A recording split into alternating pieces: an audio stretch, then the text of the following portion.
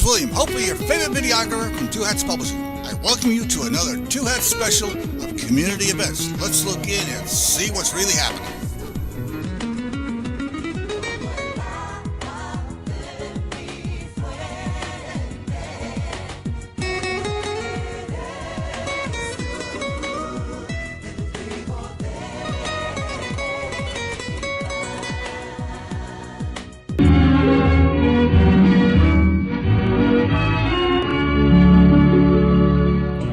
And good afternoon and welcome to Lambda Weekly. I'm Dave Taffet here in the studio with Lerone Landis and the late Patti Fink. Our guest today is Jeff Sessions' ally, Erin Moore. Jefferson Beauregard Sessions to you, mister. Jefferson Beauregard Sessions the third. The third to you, mister. And Roy Moore's wife. Welcome, Erin. Oh, no. I beg to differ. Kind of that one had to stay. It's going to be that kind of show. It is. It always is. And one of the reasons you're here is because it is Pledge Drive. And Erin is a Knon Pledge Drive fanatic. Yes. So thank you for being here. Sure. I love Pledge Drive. I live for Pledge Drive. I know you do. I wake up every day morning when it's not Pledge Drive. Because today's Pledge Drive. It is Pledge Drive. And the number, if you'd like to pledge, or if you'd like to drive, the number is 972-647-1893. That's 972-647-1893. Josh's are standing by. And right off the back, I can tell you, it looks like they listened to our last Pledge Drive because they have different shirt colors. Yep. Yes. One of them's a long sleeve pullover. It's in red with the Knon logo, and it says celebrating 35 years of DFW community radio. That's for a $60 pledge. Comes in sizes small through 3 extra large. And hold on, it's a long sleeve tee. You got it, Lerone. You got it, Lerone. It's a big table. Got it, Lerone. He knows I have tennis elbow. Oh, I bet you did. And the hoodie, which my favorite hoodie of all time is my Knon hoodie. So this is a pullover hoodie, not a zip-up hoodie. Right. And again, the same logo. It's black and white, and that's for a $100 pledge. Yeah. And both in fashionable unisex colors. Yes, thank you, Yes. Ron. Thank you for noticing. But we do have ladies' T-shirts for ladies like... Stop it. No. Go on some other show and tout that stuff. We won't do that here. Not with lesbian. Not with dykes in the room. So a T-shirt size story, a quick one. Was it just last weekend? It was just last weekend when Matt Baumer and Dana Goldberg were here. Yes, that was last weekend. Wow. We did a block walk for Beto from staging from Alexander's, and Dana Goldberg was throwing HRC Human Rights Campaign T-shirts into the crowd, kind of like a really badly aimed T-shirt cannon. And I happened to catch 2 of them. And I'm like, okay, first of all, this is a little stereotypical, but they were both smalls. And so I turned around and I said, smalls, anybody's wearing smalls, and both hands that went up were gay guys. So, just saying, it doesn't have to be a lady's T-shirt. Okay, so I have to tell my Matt Bomer story. I was there and I was helping them just organize. They'd called me ahead of time, asked me if I could help organize this little thing. So I did, and talking to Matt and to Dana, and both of them sweet as can be. They were just really nice people, both of them. So at the end of this, we're all about to leave Alexander's, and I said to Matt, my publisher is like your biggest crazy lunatic fan. So tonight you're sitting a couple of tables away from us. At Black Tie Dinner. At Black Tie Dinner. You have to come over and say hello. He said, oh, sure. We'll walk over hand in hand. Nice. So I walk over to his table. He said, is he there? I said, oh, yeah. So he gets up, puts his arm around me, his head on my shoulder, and we walk over. Leo implodes under the table. Leo is looking like, oh my God, what did David do now? So we just completely embarrassed him, took a couple of nice pictures. But you know what? Sweet as can be. Really nice guy. Leo probably says that every day. Oh, of course he does. What did you do now? What did you What do did David do now? What did David do now? But the thing is, I mean, when I say one of his crazy fans, when we started publishing Out North Texas, which is a magazine that Dallas Voice puts out once a year along with the Visitors Bureau. And Matt's on the cover. The first issue. Yep, I have it. First time Matt Bomer on the cover. He is a beautiful man. Oh, and but he's a just native a of little Spring, bit. Texas. He's a Texan. But you know what I like about him the most? He may be all that, but nice as can be. Oh, yeah. Well, just nice as can be. I posted on your posting on Facebook what happened to me. I had finished my turf a little early because most of them were Spanish-speaking households, and I don't speak Spanish, despite my heritage. And I came back a little early to get into the list, and somebody walked in with a box of campaign literature, and he looked straight at Matt and said, "Are you with the Beto O'Rourke campaign?" And he just said yes, and took the box and handed it over to somebody who was just like absolutely no humility, Right. or all the humility. in the world. Yeah, I mean, he was there to have fun like everybody else, to campaign for Beto like everybody else. I mean, just a nice guy. Very nice just guy. a nice guy. Yeah. It is Pledge Drive, though, 972-647-1893. That's 972-647-1893. Late Patti Fink, what do you have for us? We have the Chris Isaak Holiday Tour, Monday, December 3rd. Doors open at 8 at the House of Blues. You get a pair of tickets. You have a pair for pledge. We have $75 pledge gets you a pair of tickets, or $110 pledge gets a pair of tickets and a T-shirt, hat, or an apron. So give us a call, 972-647-1893. And Chris Isaak was in Silence of the Lambs. Yes, he was. That's Which how is I know Patty's him. I don't know reference his, for everything. It's like 6 degrees of Silence of the Lambs. I swear to God. That's how you reference him? I don't know his music at all. Oh, really? His oh, my God, it's great one-liner music. walk-on part in Silence of the Lambs. Lambs. Oh, I know him. He was in Silence of the Lambs. That's So, my you know, he had a reference so point. other career people- too, right? Yeah, right. So Okay. our guest today is Erin Moore. She wasn't in Silence I of was the not in Lambs, Silence of the Lambs, but should have been. Should have been. I've seen it enough times. So let me guess, you love Silence of the Lambs because of Jodie Foster? Yeah, and it's because I think it's a really great film. It is. And because Chris Isaac is in it. And now we have Chris Isaak. Chris Isaac's one line as a cop is in it. The number to call, 972-647-1893. Joshes are standing by waiting for your call. What did I give you, Lerone? I know I handed you something. Oh, Pledge Premium. So I already talked about the shirts. Again, you can get those for a $60 pledge. And you can get the 35th anniversary Challenger Grande 14-ounce coffee mug. This is the perfect weather for that. Everybody should be drinking coffee now. That's only a pledge for $50. Or hot chocolate. Or hot chocolate. That's right. Grande. What? Grande? No, I'm not normalizing Grande. Grande is a Starbucks land thing. Actually, I heard that Starbucks has a new size. You have The Grande, Trenti. Venti. Venti, Yeah. and then there's something above Venti now. Yes, Trenti. the Trenti. Is it Trenti? Yeah. Okay, now, It's all wrong. I can't stand their coffee. I walk in and ask for a biggie. Give me a biggie coffee. Oh, try asking for a small. Oh, yeah, they don't. We don't have small. We don't have small. Yeah, there's- Well, whichever your size is that's smaller than the big size. Pisses them off. You want to piss off a barista? Yeah. Ask for a small. I just try and point out how ridiculous they are. So I'm not normalizing a grande coffee mug, but I'm sure it's a lovely coffee mug. I'm sure it is. Yes. And if you'd like a grande coffee mug, 972-647-1893.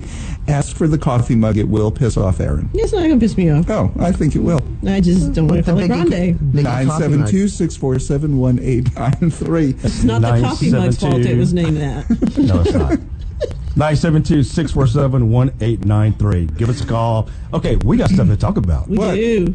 Something happened. Something Tuesday. happened Tuesday. Tuesday. That was 2 days after Black Tie. It was. Uh-huh. Black tie is And- not the center of the universe, y'all. I'm just going to say that right now. It's a lovely, lovely Well, event, and it raises a lot of money, but Tuesday. We're gonna segue from Tuesday. that What because happened on Tuesday? Black Tie several years ago when David was the Kukling Award winner, the Kukling Humanitarian Award winner.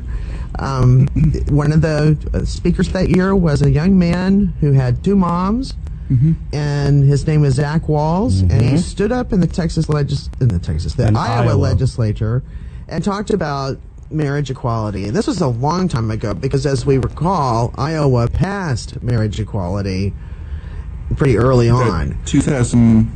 They were, I it think, was really, 12, I they were think. the second or third state to do it. Yeah, they were really early. Really early. And so he was advocating for marriage equality in Iowa as a teenager. And he came to Black Tie a number of years ago, and on Tuesday night, he became an Iowa state senator. I need to give him a call, and we need to have him on. Yes. You do. Because, again, Zach, just a nice, down-to-earth guy. Yeah. Yeah. Well, maybe not now that he's a senator. You know, I bet he's a damn good senator. the night that he spoke, his moms were here with him, and I spoke to them. And he is just a down-to-earth guy because he has two moms to answer to. They wouldn't let it go to his head. There you go. Right. But yeah, no, Tuesday was a good night for Democrats in Dallas County. It was a very good night for Democrats nationwide, but we did really well here. And I know a lot of people are licking their wounds and still crying in their beer over Beto's loss, but boy, did he drag a lot of people along with him. He lifted the ticket, for sure. Some really, really bright spots around the nation. I mean, not only with Zach Wallace's victory down in up in Kentucky, the lady who refused to give sign over marriage licenses to same-sex couples. Kim Davis. Kim Davis lost her seat. She went down. She went down against the guy who she refused to give a marriage license. No, he to. did not win the primary. No. See, it was another guy. It was another somebody guy? else. Yeah. The one who she refused to issue the licenses to, he didn't win the primary. But it was somebody else who was equally annoyed at this woman for not doing her job, Gotcha. Okay. who won the Democratic primary, and he won the election. Yeah, Kim Davis did go down, though. She's gone. And goodbye and good riddance to Yep. Yeah. to trash. Yeah. And sometimes we get criticized for why aren't you open to other people's opinions. She just wasn't doing her job. She should have been thrown out of office for that. And on that note, something local, a justice of the peace in Mesquite also went down. Metzger. Bill Metzger, who refused to perform same-sex marriages right here in Dallas County. And he is gone. Now, you're allowed to refuse to do same-sex weddings if you refuse to do any weddings. Correct. But he didn't do that. No. No. Yeah. And the JP, has duties, but one of those big duties they do is to perform marriages. weddings. It is an optional function of the office, but you're right. If you do any weddings, you have to do all weddings, or you do no weddings. And yeah, he was one of the outspoken critics of. You can't, in other words, you can't discriminate. Right. You can say, well, I'll marry white people, but I'm Right, just not right. marrying, I'm not going to marry Jews. I'm not going to marry. You can't do that. You either do weddings or you don't do weddings in your office. And in fact, openly LGBT Civil District Court Judge Tanya Parker, and congrats, Tanya, on your win again. She's in her third term now. She won again on Tuesday. She didn't perform marriages in her court until we could all get married. That's correct. And then she performed the first one in court the day we got the Obergefell decision. Right. And was then open to do weddings. Yeah, does weddings all the time for probably. everybody. Yep. And another really big bright spot, a lot of people don't pay attention to this court here locally, Fifth Court of Appeals. Yes. Yeah. Okay, so my former place of employment, for 26 years, that court has been completely 100% all Republican. So every year, you just kind of hope, well, maybe one Democrat will get in. No, all 8 who ran won. Slate of 8. Yep. Slate of All 8. 8. That was remarkable. And we talked about this a few weeks ago. Including the judge that you brought up. Two of them. Stoddard That's right. and Brown. Two women in Garland. You know that place, Lerone? I've heard of it. Okay. Lerone lives there. Two women in the apartment of one of them were raped. And the reason that the rapist got into the apartment is that the apartment complex hadn't fixed a window on a first-floor apartment, and he climbed in through the window. And they were not just raped; they were brutally raped. But all rapes are brutal. They were physically Let's injured. just say this. It lasted for hours. It lasted for hours, and a lot of physical injuries that they're still dealing with, is what I'm trying to say. So they sued after getting this guy put in jail, because they helped find him with the information that they gave, and they testified, and he is in prison. So that's the good thing. Yay. Then they sued. They sued the apartment complex and won at a jury trial. And the jurors, from their description, the jurors were in tears and said to them things like, I hope you can get on with your life, and I hope that this money will help you, with all of the physical injuries that you've had, and that, you can go on with your lives. Anyway, the two women, they're doing okay. Well, no, this is all part of it, because this is how much I hate these two judges, Stoddard and Brown. No. Anyway, go on. We have to go to a break in a minute anyway, so I'm stretching to go till the break. But they overturned the jury award and had just received a donation from the Apartment Association of Texas to their campaigns, who donated to them maximum amount. Now, judge campaigns don't get a whole lot of money. Right.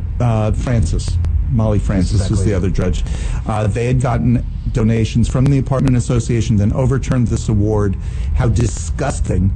And I am glad those two are out. I hope those two have their law licenses taken away from them so that they can't practice even. Disgusting, horrible judges that we threw out. And now we've got a slate of 8 led by the fantastic Ken Mohlberg. Actually, Robert Burns is the one. Yeah, because Robert Burns is the Chief Justice. Chief Justice, yeah. But Ken had run for the seat previously and gotten close. And then Denise Garcia ran again and got closer. And Gina Slaughter ran. And got closer. And then this time when all 8 of them ran, they all 8 won. So we flipped a court in one election, in one night. And it happened in Houston, too. It happened down in one of the districts in Houston. So, yay. Yeah, I am... Of all the elections, that one to me is emotional, because I know Mary and Tracy, and I know how much they're still 2 years later putting their lives back together. And by the way, my using their names, I have full permission to use their names. I told them I could shield, and their attitude is, we didn't do anything wrong. Right. Well, good. So good for them for speaking out and for helping get those two horrible, disgusting judges thrown out of office. Well, maybe should reappeal. Maybe they should they have some other appeals they can. to do, and they can reappeal. Yeah. And, And I know we're about to take a break, but one other really sweet victory was Constable Nichols, who had... I don't know. Nichols didn't win. No, that's what I'm saying. Okay. Let me finish my You said sweet victory was Let me get there. Constable Nichols, who had deputies working with ICE, for ICE, we're not sure, lost in a resounding defeat to Bill Gibson. Yeah. So that is just a really, really great local moment. And we need to take a break. Let's talk about some of these there's other down race battles, down ballot battles, because they're, like you said, we're all thinking about Beto, but there was lots of good along. Lots of good, really good stuff. You're listening to Lambda Weekly on 89.3 Knon FM. I'm Dave Taffet, here in the studio with Lerone Landis and the late Patti Fink. Our guest is Erin Moore. It is Pledge Drive, 972-647-1893. That's 972-647-1893. Give us a call, support community radio, and 972-647-1893. We'll be back with more right after this. This is Rawlins Gilliland, and I'm listening to Lambda Weekly on 89.3, and darn glad to be doing it. And you're listening to Lambda Weekly on 89.3 Knon FM. I'm Dave Taffet, here in the studio with Lerone Landis and the late Patti Fink, and our guest is Erin Moore, lesbian. Cantankerous lesbian. The cantankerous lesbian, Erin Moore. Why you got to be cantankerous? Why shouldn't she be? Yeah, she can't help it. Just right now. Just right this second. All right. It is Pledge Drive, 972-647-1893. That's 972-647-1893. Thank you for your pledge, Christopher, and a happy birthday to Chloe. Oh, Thank you, Christopher and Chloe. thank you. History. It is Pledge Drive, and history was made. History was today. made in a lot of different spots around the country, and for our team, history was made in Colorado, the first ever openly gay governor. We have one now, Jared Polis. Well, we had an openly gay governor, but he came out while he was governor. Right, That's this that is- he crook was in New elected. Jersey. Yeah, Yeah. exactly. He was elected as a straight person, was married to a woman at the time, Yes. and then my cousin got arrested. Right. That's a little different. Along with Jared Trump's, not Trump, what's his last name? Polis? No, What are you Kushner. talking about? Jared Kushner's. Kushner's father. So my cousin went to jail with him because of this crooked governor who was gay in New Jersey. Let's forget about him. But this one was historic because he was elected as openly gay. Exactly.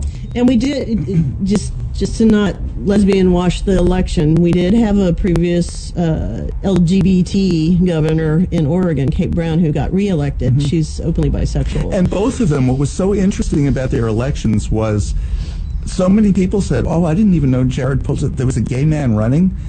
It wasn't part of the campaign. And Jared Polis said, well, you know, my husband and family, they were out there campaigning with me, and we were open about who we were. It just wasn't an issue. Yeah. Right. And for Kate Brown, too, it just wasn't an issue. Well, it's what we've always said with LGBTQ candidates running. It's yes, that's part of who you are, but that's not why you're running. You know, sometimes it may be, but most people run on the issues if they're competent. And I think that was the case for a lot of our victories. You know, and I was talking to Anise Parker earlier this week, and Who is now head of the... she's the head of the LGBTQ Victory Fund, which helps fund and endorses candidates, LGBT candidates. And I was joking with her. I said, remember when you first ran, and I asked you, one of the questions I asked was something about how is being a lesbian candidate affecting your race for mayor? Are people harping on that? And she said, well, you know, David, a lot of people would be interested in that, but we have a flooding problem on the south side of Houston, and so we need to do some flood control, especially around hobby. And she kept going on. She was great at deflecting, but she had to deflect. Jared Polis said he never had to deflect because it just rarely came up. Yeah. So, and I heard that from several candidates. It didn't come up in Julie Johnson's election much. a little bit. Did at the end. A little bit When they got desperate. But she threw garbage back at him. You know, like her answer was, well, I think people are more interested in school funding than they are in whether or not, you know who my wife is. Or, you know, and that's how she would answer. And just throw it back on him. And it didn't matter. In Jessica Gonzalez's race, and I spoke to Jessica, she's a new state representative, she's going to come on our show in a few weeks. In Jessica's case, it really didn't come up because she beat the incumbent in the primary and didn't even have an opponent, so in the general election, so it really didn't come up in her case. People just liked her. And it was a great night for women across the country. Yes. A lot of females that won their office, so that was awesome. We have in Kansas, first openly gay Native American won. Native American lesbian. Native American lesbian. Okay. Yeah. With one more description, MMA fighter. That's right. That's right. Let's not forget that badass point. So you don't want to get An award-winning attorney. that too. so you don't want to get in her face talking crap. Well, I just want to know, what's up with Kansas? Massachusetts and Vermont both elected Republican governors. Kansas elected a Democratic governor, a lesbian, to Congress, and that's to Congress, not to their state house. And then I think another lesbian not another lesbian, another Democratic woman, also to Congress, right? They're sending two women to Congress who are Democrats. Kansas. Well, one of my funniest things this week is somebody, Ann Coulter evidently tweeted, Kansas is dead to me now. And it had to be a gay man's reply who said, oh, Kansas has been dead to you since it dropped his house on your sister. Yeah. That was pretty funny. And the line for the great line for Jared Polis's win was, and now the Colorado cake baker has a gay governor. Yeah. So let Masterpiece Cake refuse to bake for the governor. governor, right? Yeah. So were there any surprises? for anyone? I was surprised at how tough, and it still is not 100% called. How things went down in Florida. Florida didn't surprise me too much, given that the Democratic senator looks like he might lose his seat, but they're having a recount. Yeah. And the governor, I don't know. I thought he would win. Gillum. He would be the first. He was ahead in the polls. He was ahead in the polls. He would, if he wins, he would be the first African American governor of that state. But now, not to put too fine a point on it, but Beto was kind of a surprise to me. I really thought he'd pull it out. Really? Yeah, I did. I mean, there were times where I was like, anything closer to winning is a victory for us, and trying to, tamp it down, my hopes down a little bit. But towards the end, I really thought he was going to pull it out. And the other one that I'm finding surprising is that Jewish woman from Long Island, Stacey Abrams. Oh, in Atlanta. Man, if Atlanta hasn't been called yet either. If Atlanta doesn't go back under strict scrutiny for elections after this, the Secretary of State is monitoring his own election. Okay. Now in Texas we have a cure for that kind of thing. It's called resign to run. Right. But if ever there was a case of the necessity for somebody to resign before running, it was that case where you don't have the person who's running the election running for the office. And running his own election, where he said, "Oh, and guess what? I'm the winner. I win. I win. I've declared myself the winner. I purged all these people, the votes I didn't like, and so I win." Right. How do you do that? And in any way, just if he wins, it could have been 60% to 40%, and he wins. There's still a cloud over the election. Yeah. He's the one in charge of the election. How idiotic. Well, and I don't have, frankly, much hope that Stacey Abrams is going to pull that out. I really hope she does. But if this is not brought up through the courts, I'll be really disappointed, because that election was not run correctly. Well, maybe somebody will file a lawsuit in that case. You think? There have been hundreds of lawsuits. I think the lawsuit already has been filed. Problem in Florida, and this has come up on both sides, what the hell is wrong with Fort Lauderdale, with Broward County? They cannot count votes. Right. Florida. This has been going on for 20 years now. Florida. They cannot count votes in that county. They're in Palm Beach. Florida. Uh-huh. I know. Did you see because Florida. Did you see the meme? Florida has finished recounting, doing a recount. Al Gore down, the president. Al Gore won, yeah. But that's what it seems like. What is wrong with it? Just if you go back to the Al Gore election, my father and my aunt, who both lived in Palm Beach County, both said that was the most confusing ballot I've ever seen. What kind of idiotic ballot was that? It didn't have a list of candidates. It had one candidate on one side of the page, one candidate on the other side of the page, and you had to find them. Yeah, it was the butterfly ballot, Right. where Democrats were over here and Republicans were over there, and then it crossed over, and it was a mess. Interesting. Why was that even approved? Florida. This time they can't count the ballots. Why not? I'm a little surprised that there hasn't been a cloud over the Beto race, because of the early reports that during the early voting period that and it went both ways. Some people who intended to vote for Beto O'Rourke, at the end they saw Cruz on there, and vice versa. So It was actually straight ticket voters. Yeah, who went back to do something else, and it was flipping that vote. It was. There was doing both. It wasn't. It wasn't. There was in another Dallas. thing with It was early in- voting. If you were a gay ticket voter and not a straight ticket voter, when you got to the end, and did you early vote, Lerone? I did. Okay, Patty, you always voted the polls. I early voted. You early voted. Okay, so that you wouldn't have to go see. And Josh, what did you do? I voted on Tuesday. Go voted paper on Tuesday. ballots. Tuesday paper ballots. What they do is they program in your precinct, put it into the machine, and the ballot comes up. At the end, it's a two-step confirm your vote. And I voted first day of early voting, and what the person said to me was, make sure at the end you confirm your vote, because otherwise the vote doesn't count. And she said there were several left ballots that when we got back to the machine, They had just been left.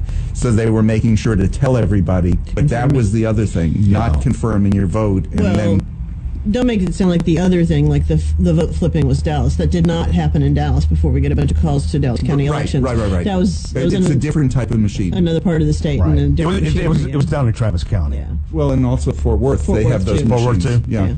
There was an interesting thing about the Beto race that I thought is worth talking about, and that is that Beto got more votes than Hillary Clinton did in Texas. He got 4 million votes. Wow. And Ted Cruz actually lost votes. He got 4.2 million this time, and back when he ran initially, his first time ever running for office, he goes for the United States Senate, he won 4.4 million. So he actually lost 200,000 votes this election. And what's interesting is that John Cornyn is up in the next cycle in 2020, and he only won his seat last time by 1.8 million. That's how many total votes he got. Wow. So I would say he's pretty vulnerable. But if Beto wants to run again. It was a reminder, though, how, we live in these metropolitan blue bubbles, and how deep blood red rural Texas is.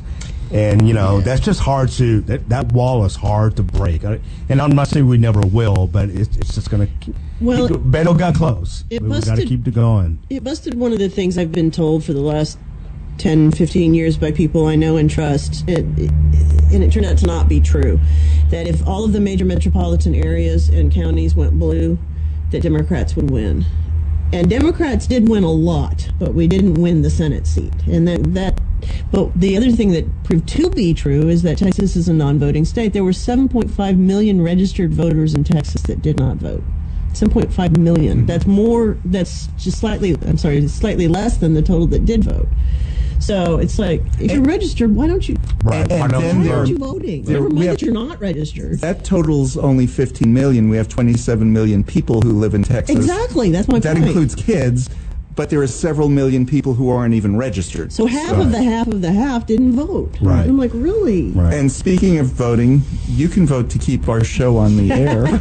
Nice segue. By making a pledge. It is Pledge Drive, and we're about halfway to our goal, and we'd love to have this Pledge Drive over this week, but it'll keep going until we make our total goal because we have to be able to fund the station. And what you're funding is basic expenses for the station, things like the tower rent, things like the rent for our studio here. It costs $92 a day for us to be in our studio here. If you make a $92 pledge, we'll be doing our part to make sure the rent is paid. 972-647-1893. That's 972-647-1893. We haven't given away those tickets yet, have we, Patty? No, and it's to see Chris Isaak on his holiday tour at the House of Blues on Monday. He was in Silence of the Lambs. Yes, he was. He was a SWAT commander. And he also has a lot of music out. Yeah, a lot of good music. He'll be at the House of Blues So on Monday, December 3rd. And we have a pair of tickets for a $75 pledge, and for a $110 pledge, you get a pair of tickets and a T-shirt, hat, or an apron. And so I can just just call 972-647-1893. I can just see him performing, and Erin is under the table because Patty's going, do your line from Silence of the Lambs. No, I would never embarrass myself or anyone else that way. Oh, yeah, you would. Your line, do your line. I'll tell you what Holding her lighter in the air. Now I'm curious. What is his line? Oh, something stupid like... He's like SWAT commander. Yeah, like, he's on the 3rd floor or something like that. I can't even remember what it was. It's one line. Too funny. If you'd like the Chris Isaak ticket or any of our other pledge premiums, 972-647-1893. If you don't know what you'd like, but you would like a pledge premium, and we love to give away the pledge premiums. It's the only advertising the station does. So we love when people are wearing T-shirts or when you go shopping with your KNON shopping bag, which I do all the time. Go online, knon.org. hit the Pledge Now button. They'll ask just a few questions, your name, your address, your phone number, and how would you like to pay, and how much would you like to pay, and also which show are you supporting, and you can put down the Gay Show, Lambda Weekly, whatever you put down. We appreciate that support. 972-647-1893. And you can see the pledge premiums. They have photos of all the stuff, so you can scroll and shop, browse. So go online or give us a call at 972-647-1893. You know what we don't have this time? I don't think the umbrellas. Oh, are they back on here this time? Can we send one to Trump? I'll buy one if we can send it to Trump. I don't see them. Wow. I don't have my glasses on. Let's see if Josh can find it, because So what are you hunting that's for? the umbrella we're looking for. Because it's No, it is. There it is. I'm sorry. It is. navy blue Navy umbrella for with a white $50. can on, and then when logo for a $50 pledge. Boy, have I used my umbrellas a lot this Yes. year. It Mine just has too. not stopped raining. Feel like I'm in Seattle. Actually, we got more rain in Seattle. Yeah, I was going to say, the one time I'd been to Seattle and I was there for a week, it didn't rain once. Really? Yeah. October was the wettest month on record, and we got more rain than Seattle did. Not fair. Yeah. 972-647-1893. That's 972-647-1893. Give us a call. Support LGBT radio. We were named recently one of the top 20 LGBT podcasts because we do record the show. If you ever miss one, you can just go to YouTube or wherever you get podcasts and just download that show or listen to it online.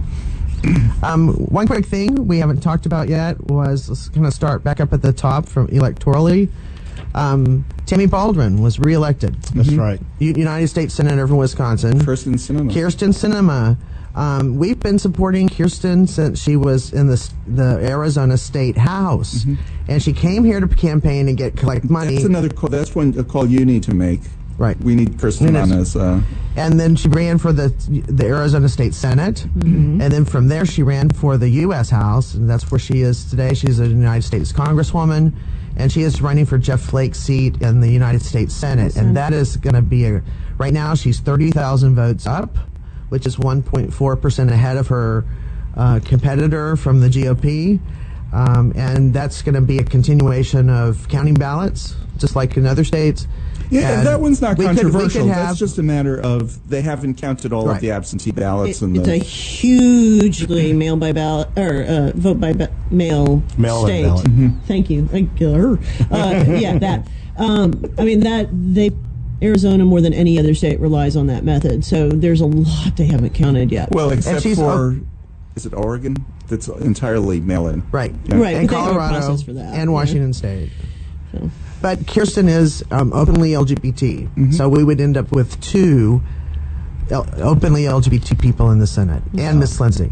She's not all of those things. She's openly bi. Right. But Yeah.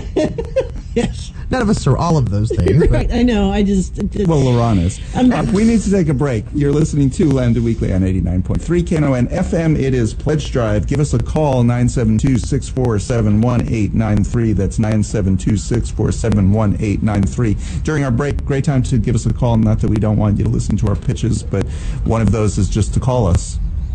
Hi, this is Valletta Lil, and I listen to Lambda Weekly.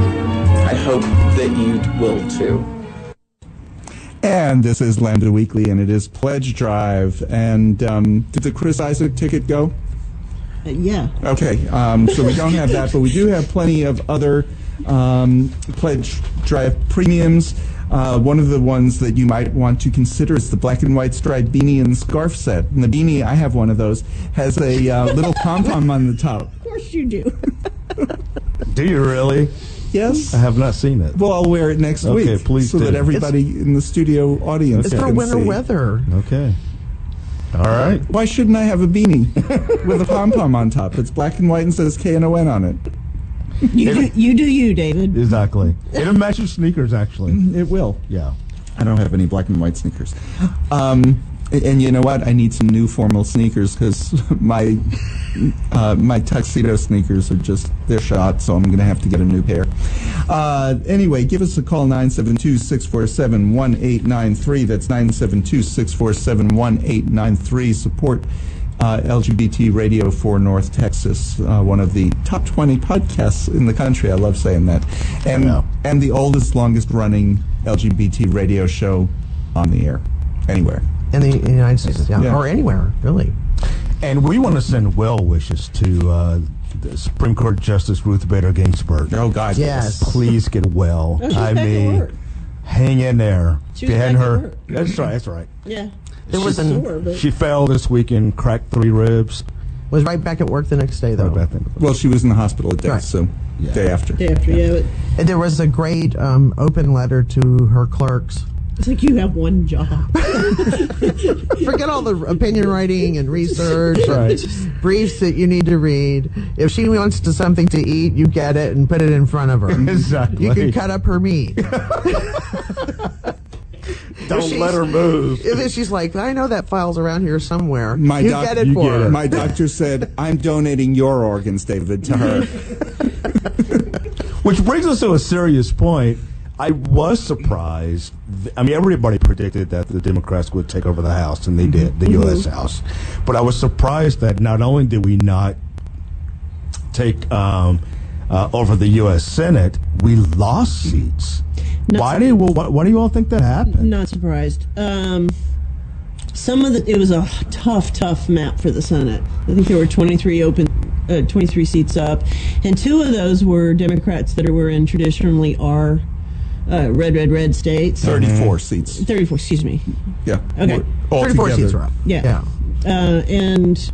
But like 20 of them or so were tough ones for the Democrats. Yeah, so, I mean, I'm actually surprised we didn't lose more than the 2, frankly. Several of the Democrats were very vulnerable, like Joe Manchin, who won. Heidi Heitkamp and Claire McCaskill in Missouri, who lost.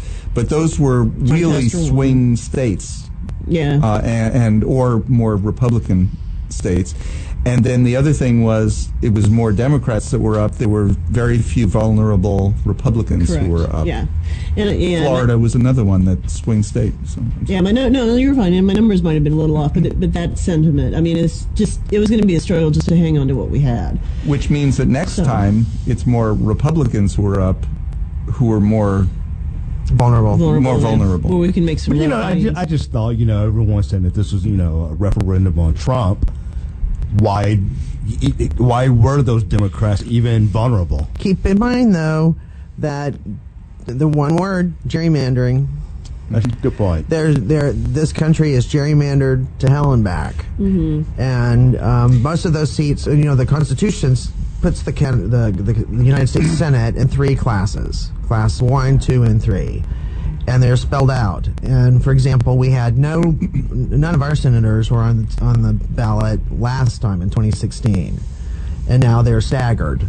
And that's the whole point of it, is so that you don't turn over the entire United States Senate at one time. You only have some of them up at a time, and then 2 years later, because they're 6-year terms. Right. So it just happened to fall this time that this cohort of senators was heavily Democratic, and so Democrats had to defend seats. But next time will be Republicans. A couple of other races. We had on as guest Suzanne Smith, who was running for state Board of Education. She lost, but Aisha Davis, who was running, she won. She won handily. Handily, yeah. Congratulations. 76%, I think. That's huge. And it was funny because at the Hyatt, at the party that the Democrats held, I was talking to Aisha, and then we both got distracted by other people, and then I said, "Oh, Aisha," and somebody named Aisha that said, "Yeah," and I said, thinking, I said, "Yeah, you ran into Aisha Judge, not Aisha School Board." Wait! I think wrong, Aisha. So she said, Aisha, and she showed me her name tag. I said, Aisha the Judge. I said, well, I voted for you. Yes. Congratulations. Gave her a big hug. Yeah. I said, but I'm looking for the other Aisha. Everybody was happy that night. They'd hug you anyway, yeah. So it was very funny. There was a lot of happy congratulations, Aisha and Suzanne. Great race, because she had a tough district. Her district went up into Collin County, which is more Republican. Right. So, but we flipped 5 Texas House seats in Dallas County. Of the 12 that flipped, 5 were in Dallas County. Yes. One of them that we got rid of was State House. State House seats. Linda Coop. Linda Coop. Yes. Goodbye and good riddance to trash. Yes. Ana Maria Ramos defeated her pretty handily. Retta Bauer. Retta Bauer. Yep. She won. She took the seat vacated by Cindy Burkett when Cindy Burkett chose to run against Senator Hall. And then Julie Johnson, of course, we talked about. Who beat Matt Rinaldi, the bathroom bill author. John Turner beat Lisa Louie Ryan, who beat Jason Villalba. Jason Villalba was an interesting case. Pretty moderate. Equality Texas listed him, of all the Republicans, he got the second highest score of any Republican. Sarah Davis down in Houston got a higher score. But so he was one of the two most moderate Republicans in the House, and you can't be moderate. And he got primaried pretty badly, and the woman who beat him was just so far to the right. I mean, scary right. And that district is not that way. So I'm happy John won, and he'll make a fine representative for Patti and me. So we're excited. Of your representatives, Dan Wood, who was on our show a few weeks ago, did not win. He did not win. Right. And Kendall Scudder did not win. They're both very East Texas heavy districts. Dallas is the westernmost point for those two districts. They both won Dallas handily, but they lost the rural districts, the rural counties. So that was like the judges, the slate of 8. If you look up how the voting went, it's 7 counties or 8 counties, I forgot what. All of them only won in Dallas County.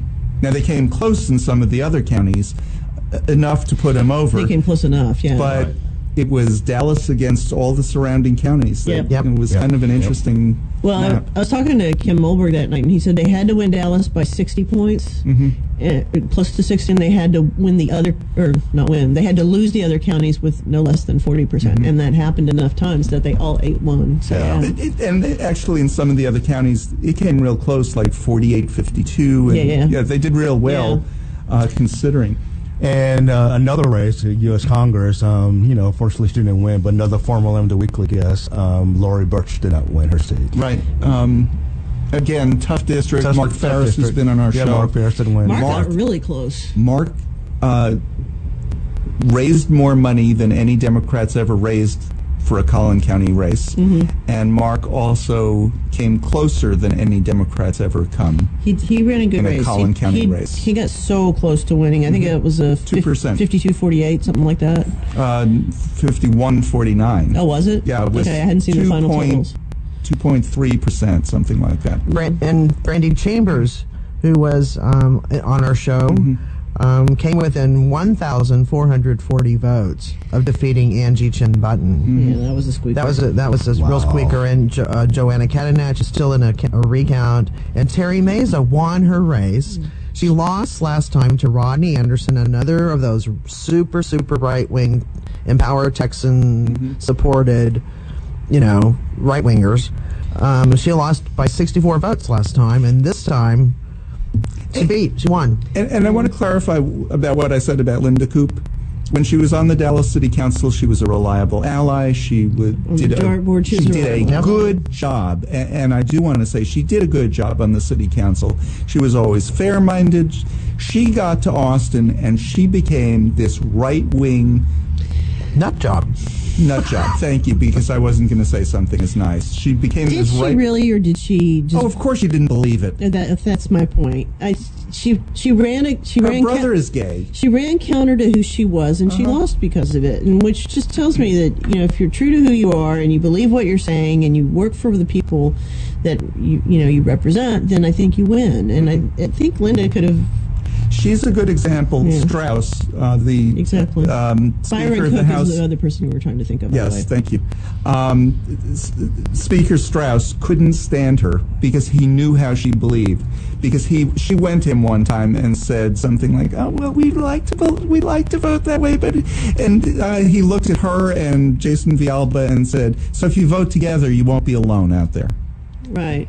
It is insane, and it's not unlike what happened in the lead up to the election. There was this caravan hysteria, and I loved this graphic I posted this week that said, just like that, Fox News and Trump stopped caring about the caravan because the second the election was over, it was done. But they stopped talking about the caravan. The real travesty is there's still the troops down on the border waiting for these people to show up that are still in Mexico on Veterans Day. I mean, seriously, if he really cared about the troops and he's such a, country above everything else, he'd bring those people home. Right. Or never have sent them in the first place, but that ship sailed. Yeah. So one of the things I do want to mention is Texas House had 2 lesbians. We are now up to 5. The fifth one that we didn't mention is Erin Zwiener. Yep. She is from Dripping Springs. Yep. Hotbed of lesbian activity, apparently. It actually is. Okay, so here's what It's out there west Austin. Here's what happened. It's a lot good of people 30 go miles camping there, outside let's of just say Austin. that. Yeah, it's in the hill country.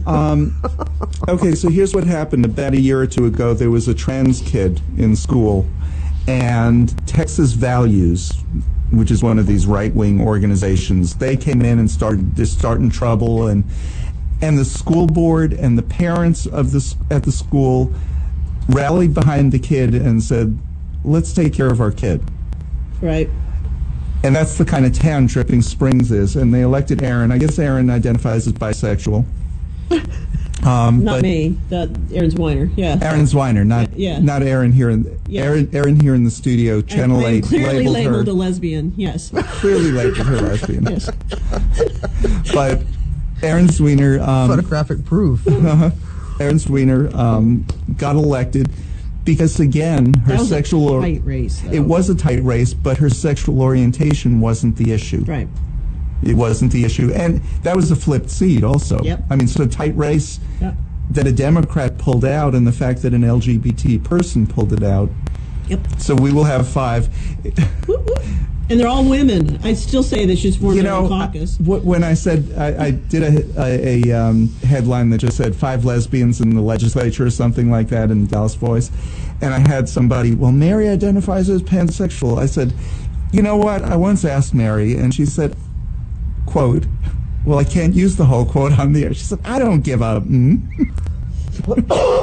you go. How do you identify me? So why care?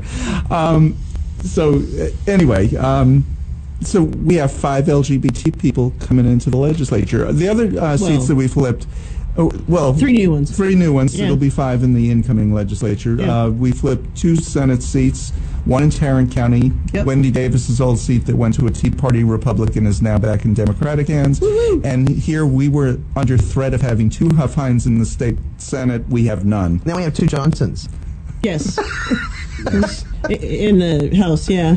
In the Senate. In the Senate and House. Nathan Johnson and Julie Johnson. And they're That's Julie's the House. Yeah. Yeah. And Nathan Johnson in the Senate. And Julie Johnson's district is entirely within Nathan Johnson's district. Yes. So this is pretty cool. And the number to call is 972-647-1893. It is Pledge Drive. Give us a call. Okay, so we can keep going a little bit because the next show isn't here yet. And Beverly Powell, who won Connie Burton's seat in Tarrant, and Tarrant went for Beto by 0.6%. It did. So first time Tarrant County's voted Democratic. In years. Which is amazing. But Beverly Powell, who won Connie Burton's seat, I got to give a shout out to the Tarrant County Stonewall Democrats. They worked really hard for Beverly on that.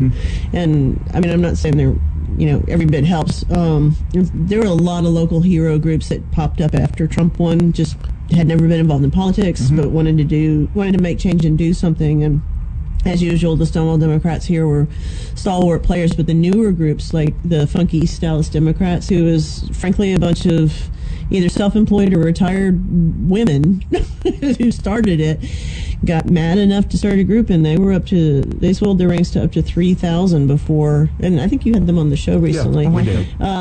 3,000 before the end of the election made really big change and difference out in East Dallas, and Dallas County in general, but specifically in East Dallas. So if that continues, if we can have that kind of momentum in a midterm, if that continues into the presidential, I think we're going to see this country change a lot. I really do. I'm very hopeful about the if fear is a great motivator, so is anger.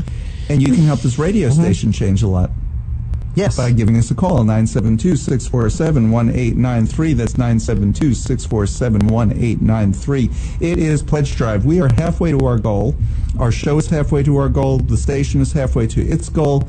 And we need to finish helping the station get to its goal, because every little bit helps. And I see one wallet coming out across the table. Yeah, we're getting the Chris Isaac tickets so Patti can say, I saw you in Silence of the Lambs. Do your line. Do your line. I loved you in Silence of the Lambs. I think I'm going to get tickets to that just so that I can embarrass just so Patti. you can see that. Yeah. But we do have other Pledge Drive premiums. If you want to make your pledge after the show's off the air, just go to knon.org, hit the Pledge Now button, just fill out name, address, phone number, how you want to pay, and that it's for Lambda Weekly, and how much you'd like to donate. One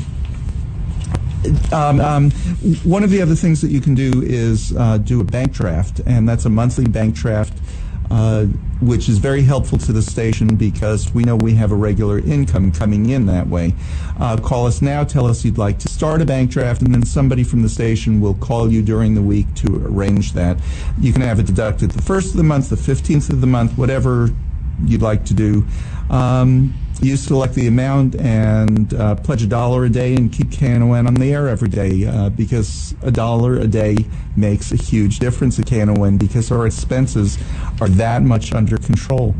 We don't have huge salaries here. What we have are big expenses for the tower rent, the phone, our state-of-the-art equipment here, and hand-me-downs. Right. It's all hand-me-down equipment.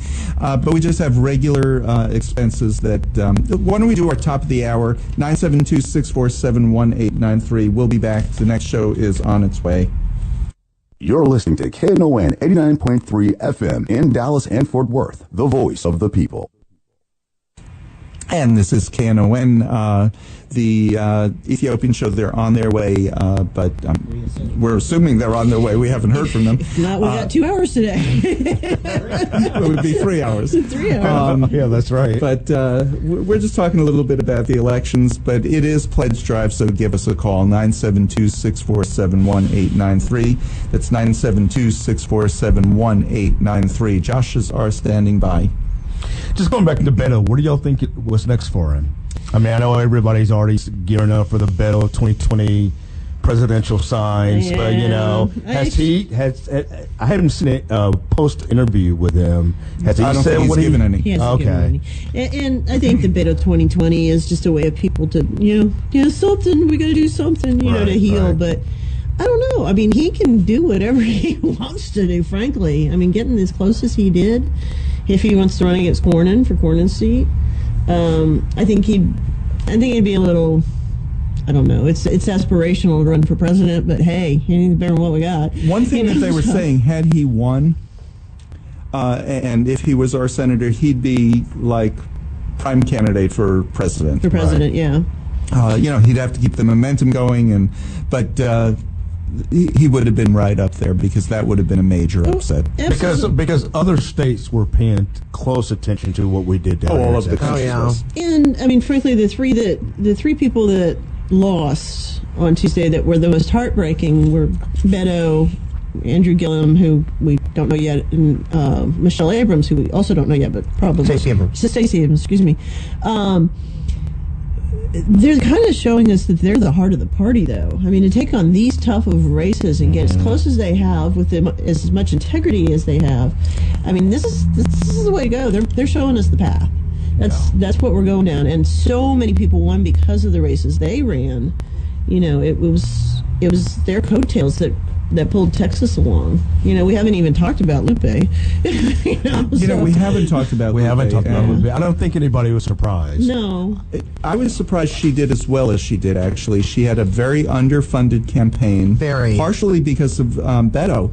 He sucked all the money out of all the other campaigns in Texas. I don't think the supply is that limited. If she had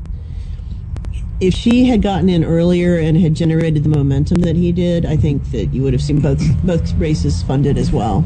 So, yes. Yeah. Yeah. Part of it was but you can also say that she did as well as she did, She did because great. of Beto.